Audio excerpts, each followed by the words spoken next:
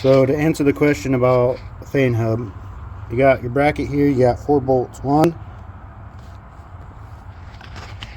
Let's try and get down there. You got 4 bolts.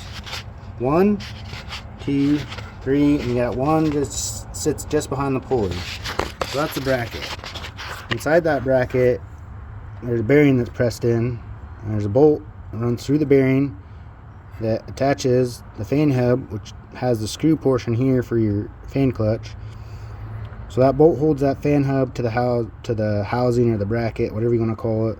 Then your pulley bolts to that hub, and then your fan clutch gets screwed on its reverse hand thread onto that fan hub, and then you got your fan here that's bolted onto the back of the fan clutch. And then the other thing you need is your fan shroud for the intercooled style fan shroud.